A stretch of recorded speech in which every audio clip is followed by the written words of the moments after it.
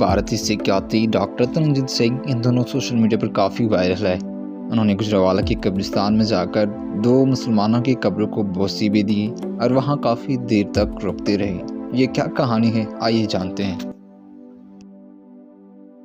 Doctor साहब, वालेकुम सलाम जी, बहुत खुशी है मुझे यहाँ आज लाहौर हेरिटेज क्लब में आके आपसे बात करने की। आपको 70 साल बाद पता चला कि गुजरावाला में एक फैमिली है, आपके पेरेंट्स को सपोर्ट किया, हिंदुस्तान और पाकिस्तान की तकसीम हो रही थी।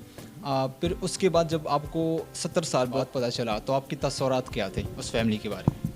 जी, ऐसा होता है कि मेरे जो दादा दादी थे यहाँ लाहौर में 2 महीने रहे थे एक फैमिली के साथ और उन्होंने उनको छुपा के रखा था अपने घर में, लेकिन किसी को शक पड़ गया कि उन्होंने कोई सिख फैमिली घर में रखी है। तो मुल्ला साहब ने एक फ्राइडे को, मेरे दादाजी के दोस्त थे, जब वो मस्जिद गए तो उनसे कहा कि आपके घर में कौन रह रहा है? तो वो कहता कि मेरा भाई और उसकी फैमिली है। तो उन्होंने फिर उनको कहा कि आप कुरान शरीफ पे हाथ रख के ओथ लें कि आपका भाई है और उसकी फैमिली है। उन्होंने वो ओथ लिया। अब 70 साल बाद मैं कौन होता हूँ कहने वाला कि उन्होंने सच्चा लिया या झूठा लिया। जिस फैमिली ने, इस आदमी ने मेरे दादा दादी, मेरे 2 चाचों को अपने घर में 2 महीने के लिए रखा, भाई बन के रखा होगा ना। सो मैं उसमें मॉरल जजमेंट नहीं लेता, लेकिन जब मैंने किताब लिखी थी जी, जो पिछले साल दिसंबर 2020 में रिलीज़ हुई थी, उसमें उस आदमी का नाम ही नहीं है, मुझे पता ही नहीं था। लेकिन आप कैसे सोच सकते हैं कि 70 ऑलमोस्ट 75 साल के बाद आपको पता लगेगा वो फैमिली कौन थी? किसी ने वो किताब पढ़ी। और आपके यहाँ गवर्नमेंट कॉलेज लाहौर में एक प्रोफेसर हैं, कल्याण सिंह, पंजाबी पढ़ाते हैं, उन्होंने गुजरांवाले की रिसर्च की हुई थी। उनको मेरे दादाजी के नाम भी पता, उनको ये भी पता था कि किस फैमिली ने हमें पनाह दी है। तो उन्होंने मेरी किताब पढ़ी, उन्होंने मुझे बताया। वो जो उनका नाम था बशीर अहमद विर्क, उनकी वाइफ का नाम था आमना बीबी, और इनके जो बेटा है वो है महमूद बशीर विर्क, जो करंटली गुजरांवाला के MNA हैं आपके यहाँ पाकिस्तान में। तो उससे मुझे पता लगा कौन सी फैमिली। उनको मिलने गया मैं, जब उनको मिलने गया तो मुझे उन्होंने, महमूद बशीर विर्क ने पूछा, कहते कि इतने लोगों ने एक दूसरे की जान बचाई, आपको कैसे पता है कि मेरे अब्बा जी थे? मैंने कहा देखो जी, मेरी दादी को तो पास हुए 35 साल हो गए, मुझे अमेरिका के 32 साल हो गए हैं, मुझे कुछ चीज़ें याद है। मैंने कहा जी आपके अब्बा जी का नाम ज़रूर ने बताया होगा, मुझे याद नहीं। लेकिन मैंने कहा जो उनकी वाइफ थी ना, उनका नाम मुझे अभी भी याद है। तो मुझे कहते क्या नाम? मैंने कहा आमना बीबी। तो 2 मिनट चुप कर गए और फिर उनकी आंखों में आंसू आ गए। कहते मेरी अम्मी का नाम भी आमना बीबी ही था। तो उनसे मैंने उस टाइम में वादा किया था कि अगली बारी जब मैं पाकिस्तान आऊँगा तो उनके अब्बा जी और अम्मी जान की जो कब्र है उसकी जाके दुआ पढ़ूँगा। तो वो एक्सपायरी जी मैं किया। पिछले इतवार को, संडे को, महमूद बशीर विर्क आप आए, उनके भाई आए, उनके आगे बच्चे, भतीजे, ग्रैंड चिल्ड्रन आए और हम सारे इकट्ठे उनके फादर और मदर कब्र पे गए। लेकिन जी वहाँ जाके मैंने कोई थैंक्स नहीं किया। कुछ चीज़ें होती हैं ब्रदर जिसका ना तुम शुक्रिया अदा नहीं कर सकते, ये एक ऐसी चीज़ है। तो मैं उनकी कब्र पे शुक्रिया नहीं करने गया। मैं उनकी कब्र पे जाके मैंने यही दुआ मांगी है।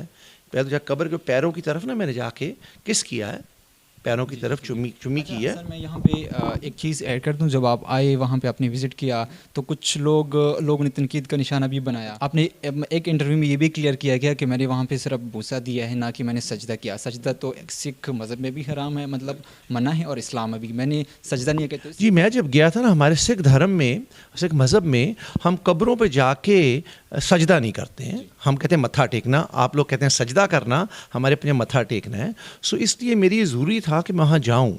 तो जाके मैंने वहाँ उनकी जो कब्र है उसको मैंने किस किया, जैसे ऐसी पंजाबी के अंदर ऐसे चुमिया जाके पैरों की तरफ से, लेकिन सजदा नहीं किया मैंने। तो लेकिन जब मैंने वो किया तो मैंने एक दुआ मांगी, उनको मैंने शुक्रिया अदा नहीं किया क्योंकि इसका शुक्रिया अदा हो नहीं सकता। मैंने यही दुआ की कि दुनिया का हर एक आदमी जो है वो आमना बीबी और बशीर अहमद विर्क की तरह हो, ताकि हम आपस में एक दूसरे को काटे नहीं, सुई धागे की तरह हम जोड़ें। जब बाबा फरीद किसी ने कैंची दी थी, कहते कैंची मुझे नहीं, मुझे कैंची काटती है दुनिया को, मुझे सुई धागा तो ताकि मुझे जोड़ लें। तो जी बहुत लोगों ने उसे मिस इंटरप्रेट किया। होता ब्रदर ऐसे है कि अगर हर एक आदमी को ना वही चीज़ दिखती है जो वो देखना चाहते हैं। तो जो फ़ोटो कई मेरे सिख दोस्त हैं उनको लगा कि मैं मत्था टेक रहा हूँ, कुछ मुसलमान दोस्तों को लगा कि मैं सजदा कर रहा हूँ।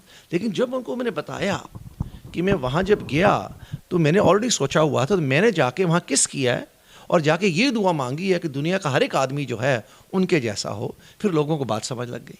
एक तस्वीर वायरल है सोशल मीडिया पे, आप ना पाकिस्तान में आके बहुत ज़्यादा प्यार भी दे रहे हैं, आप लोग भी, आवाम भी आपसे प्यार करते हैं, तो इसकी क्या वजह है? मतलब क्या क्या फील कर रहे हैं, इतना प्यार मिलता है आपको पाकिस्तान में? ये पहली बात तो ये है जी कि जिस ज़मीन पर आपके बुज़ुर्ग रहे हों उस जगह से प्यार होता है। अब यहाँ से बिल्कुल थोड़ी दूर ही HSN कॉलेज है, मैं कल वहाँ 3-4 घंटे लगा के आया। देखो वो ऐसा कॉलेज है जहाँ पे मेरे अब्बा जी पढ़े, मेरे दादाजी पढ़े, मेरे परदादा जी पढ़े, 3 पुश्तें पढ़ी हैं वहाँ पर। और 1947 में मैंने कहाँ पढ़ना था, मैंने भी वहीं पढ़ना था। तो इस जगह पे आके जो प्यार मोहब्बत मिलती है ना जी, मुझे मेरी दादी ने मुझे याद है एक बात कही थी, कहते बेटा प्यार जो होता है ना, जितना दोगे ना उसे डबल वापस आएगा। प्यार कभी भी आधा नहीं होता, प्यार हमेशा डबल होता है। तो वो मुझे वो यहाँ के जब मैं मैंने आप देखा है कि जितना प्यार दोगे डबल दुगना वापस आएगा, आधा नहीं कभी वापस आता।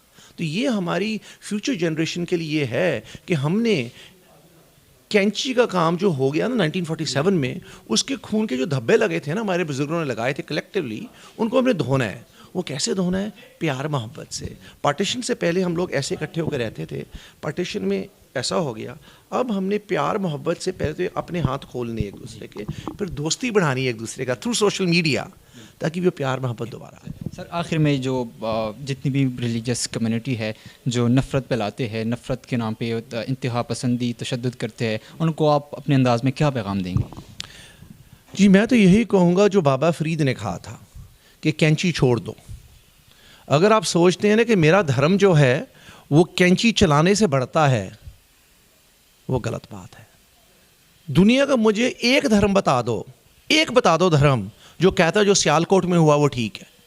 कोई धर्म नहीं कहता जो हुआ ठीक है। बिल्कुल हमारा काम यह है कि दुनिया को हमने जोड़ना है सुई धागे के साथ। और हमारी जनरेशन का काम है, देखो ना हमारे जो पेरेंट्स ग्रैंड जनरेशन, उन्होंने पार्टीशन देखा है, उनकी कुछ फीलिंग्स हैं, हमने उस फीलिंग्स को इग्नोर नहीं करना। लेकिन हमारा पर्पस है कि हम पीछे भी देखें और आगे भी देखें, ताकि हम आपस में साउथ एशियंस, इंडियन, पाकिस्तानी सारे रल के, अब यूरोपियन यूनियन देख लो, कितने साल लड़ते रहे आपस में, अब एक ही यूरोपियन यूनियन है। तो हमारा भी फ्यूचर यहाँ पर ही इंडिया पाकिस्तान में ऐसा ही होगा। हो सकता है मेरी लाइफ टाइम में ना हो, मेरे बच्चों के बच्चों के बच्चों के लाइफ टाइम में। थैंक यू डॉक्टर साहब, हमसे बात करने का शुक्रिया। थैंक यू, बहुत मेहरबानी। Thank you.